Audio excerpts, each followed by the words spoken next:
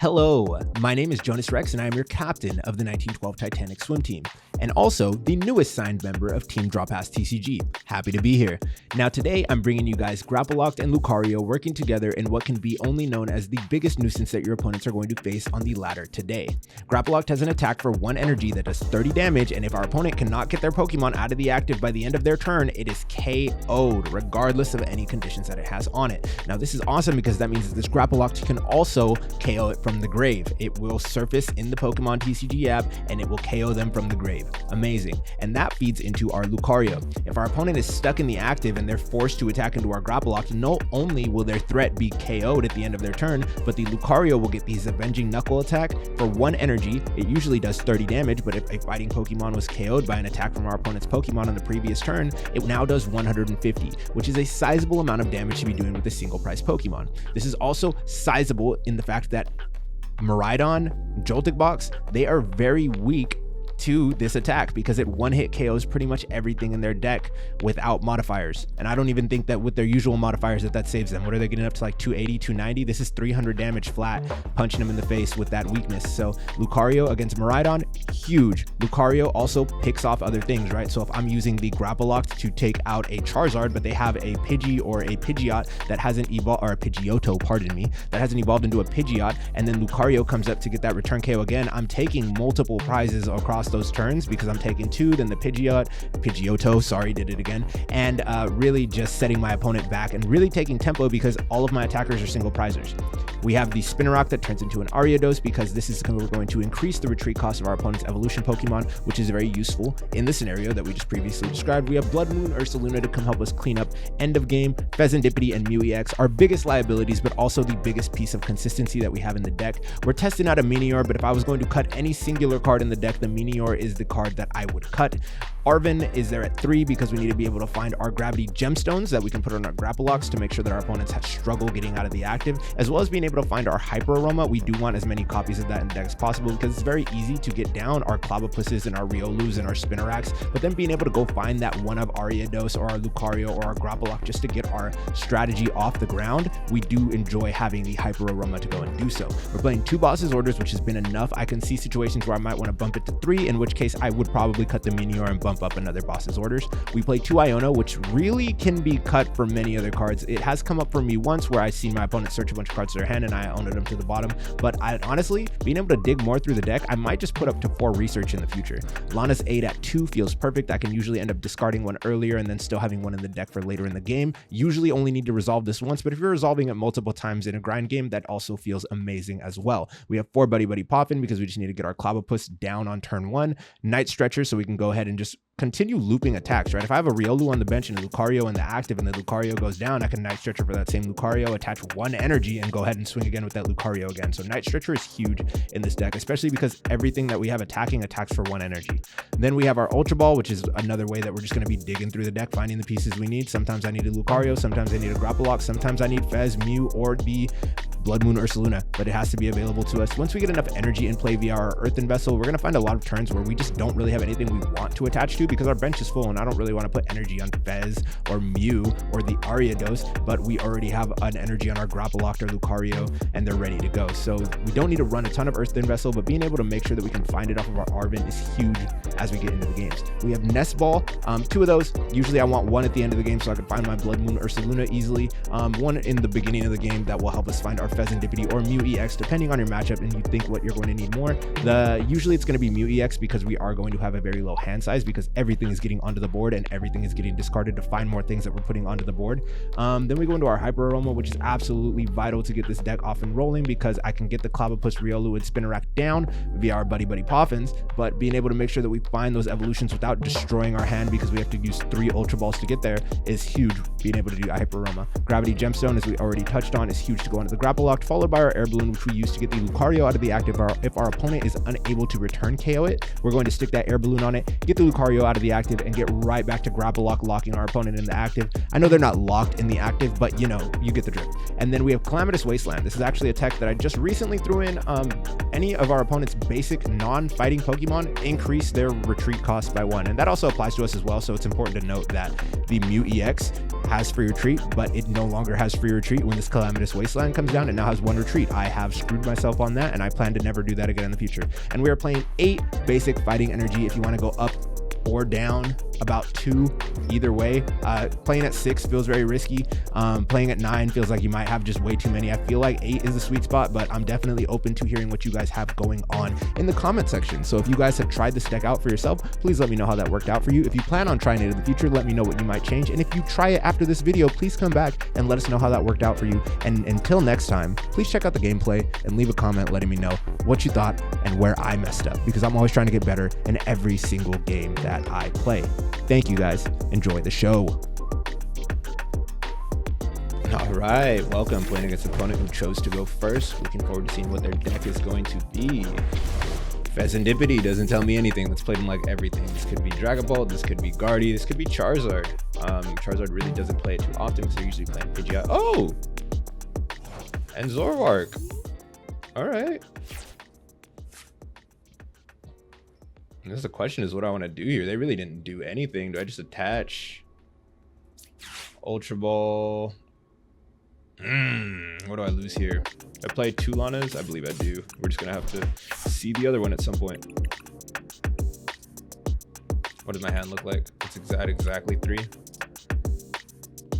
I can always establish the Riolu next turn because it relies on the Clobbopus actually dying in order for it to get some use out of it. Getting the Spinarak down actually feels highly valuable right now because Ariados means that when his Zoroark comes up, it does not actually have an opportunity to do the things he wants it to. And I'm just going to Iono here because I want to see more cards. He's going to be on the same amount of card hands, so he goes net neutral. I go the same. Okay, cool. I get my Mew anyways, and we get our Buddy-Buddy Poffin anyways. So I'm going to go ahead and get my Riolu and another Clobbopus down. And then Calamitous Wasteland will actually make this have 2 retreat costs, so it's going to kind of get stuck there. I like that, so we'll just go ahead and hit this for 60 damage. Alright, what's your play, champ?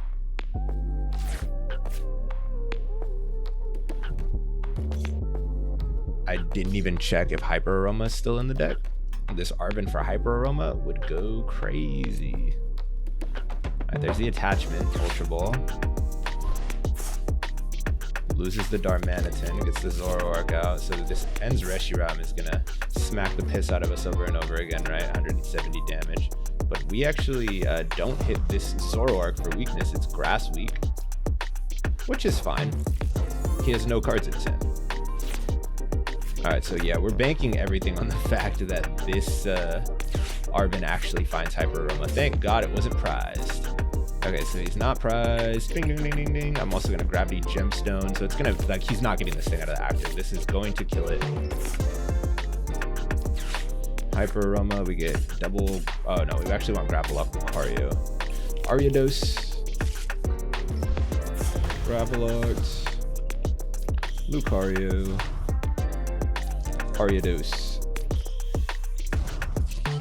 And this is fine. This dies. They don't play enough energy acceleration to get this thing out. Its retreat cost is 1 higher, 2 higher. Yeah, it's a 3 retreat, no energy on it. This thing dies. We're gonna get 2 prizes passing back to our turn. So that means they're also not gonna be able to attack us unless this is a switch. Okay, unless either of these 2 incoming cards are switch. It's another Reshiram. Arven could go get them switch, which would keep the Fezandipiti alive. But they're also not geared to attack either. Vessel Defiance Band doesn't get them there. We'll help them do more damage, but like we don't. There's not a ton of stuff we have that you would need that for. Everything pretty much gets murdered by this Ends Reshiram. Alright, Grapploct has taken its first victim. Let's go. And we're off to 2 prizes.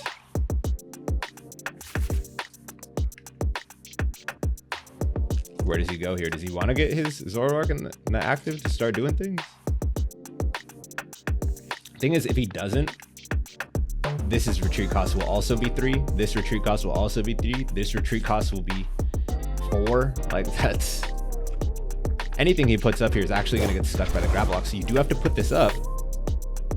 And now this retreat cost is +1 +2 is 4, so you're not getting this out of the active. It's actually going to die. So if this Grapploct trades, again, I am okay with that. I am very okay with that. What do we go grab? Like, we're in a really good spot. We feel great right now. I feel like the gemstone can come later. We can go Air Balloon for now. Is it Stretcher? Or just hold on to the... Nah, I don't even need that till much later. Alright, we're suffering from success here. I think I'm just going to take the Vessel. Mostly just to thin the deck at this point. We don't really need this Poffin. Like, things are going to be coming, so... We take this, get this on the Lucario. And we kind of let this happen. Because again, if he Night Jokers here, it's going to be the... Virtuous Flame attack. That's going to go ahead and KO this. This is going to die, so we'll be down to our final 2 prizes, and they'll have taken their first. Lucario is going to come up and be able to KO any of these. Yeah, Darmanitan. Okay, so the Darumaka comes up, but it's not evolved yet, so he's just really behind here. Night Joker happens, Grapploct dies. Excellent trade. I'll take that trade any day. There he goes. And then, oh, he has to take his prize. And then, oh, I have to promote Lucario. And then, get him from the grave. Get him from the grave. Take him underwater with you. Let the bell dong, Undertaker style. All right, that's 2 more prizes. We are just flowing right now. Everything is fine. What do you put up? Because it dies. Whatever you put up dies. We're swinging for 150 on this turn. None of these things are going to live. See, the fact that it dies on their turn too, like, sets us up so well to hit them on the clapback. Because now what do you put up? None of these things. You were hoping that I would kill it on my turn and you'd evolve it, but now it died going into my turn and you have to give me something to KO. I wonder if he's reading the Grapploct. Like, wait, what the hell does that thing do? Even from the grave? Yes, sir. Even from the grave.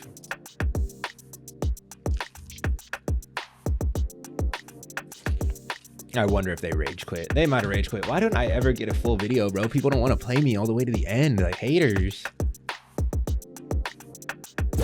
Okay. I don't know if he put that up or if the CPU did it for him, but I'll try and make this quick, I guess. I'm just going to Arven. Out here, grab another Stretcher because we're just going to pull a bunch of stuff. I'm going to grab a Gemstone. Gemstone goes on you. Stretcher goes ahead and grabs you. And we can sit pretty with this. There's not a ton after you. I guess I can get another Clobbopus ready.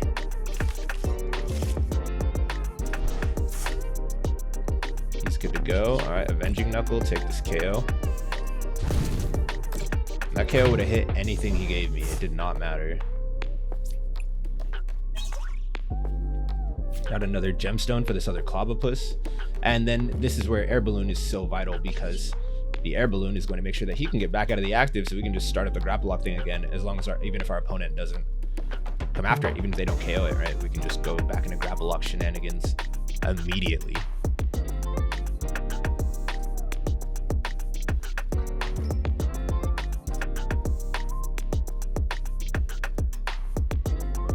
Yeah, they quit. They quit after the Zoroark got killed from the grave, but now we have to sit through it because they closed app instead of conceding like an adult.